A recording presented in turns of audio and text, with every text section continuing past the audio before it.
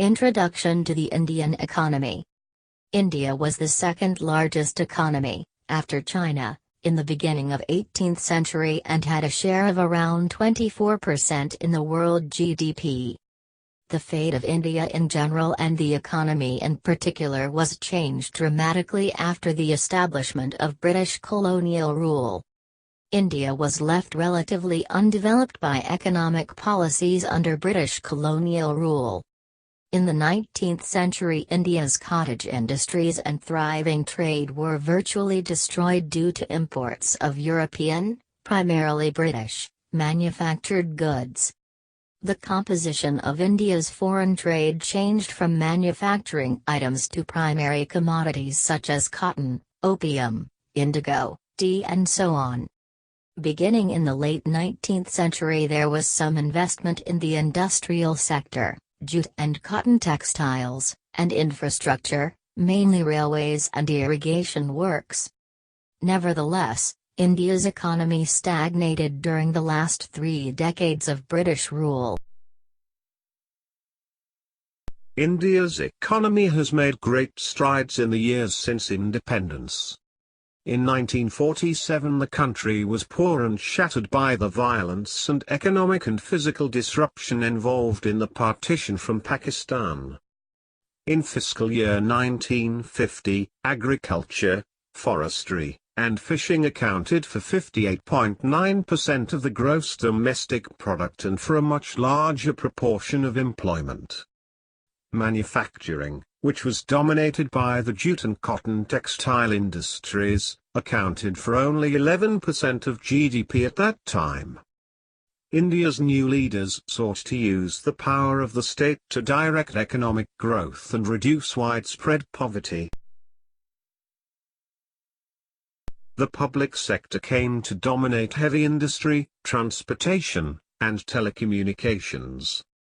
The private sector produced most consumer goods but was controlled directly by a variety of government regulations and financial institutions that provided major financing for large private sector projects.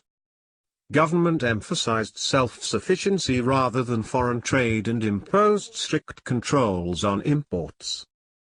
In the 1950s, there was steady economic growth, but results in the 1960s and 1970s were less encouraging. Beginning in the late 1970s, successive Indian governments sought to reduce state control of the economy. Progress toward the goal was slow but steady, and many analysts attributed the stronger growth of the 1980s to those efforts. The rate of growth improved in the 1980s. From 1980 to 1989, the economy grew at an annual rate of 5.5%, or 3.3% on a per capita basis. Industry grew at an annual rate of 6.6% and agriculture at a rate of 3.6%. A high rate of investment was a major factor in improved economic growth. In the late 1980s, however, India relied on foreign borrowing to finance development plans to a greater extent than before. As a result, when the price of oil rose sharply in August 1990, the nation faced a balance of payments crisis. The need for emergency loans led the government to make a greater commitment to economic liberalization than it had up to this time. In the early 1990s, India's post-independence development pattern of strong centralized planning, regulation and control of private enterprise, state ownership of many large units of production, trade protectionism, and strict limits on foreign capital was increasingly questioned not only by policymakers but also by most of the intelligentsia. India's primary sector, including agriculture, forestry, fishing, mining, and quarrying, accounted for 32.8% of GDP in 1991. The size of the agricultural sector and its vulnerability to the vagaries of the monsoon cause relatively large fluctuations in the sector's contribution to GDP from one year to another. The contribution to GDP of industry, including manufacturing, construction, and utilities, was 27%.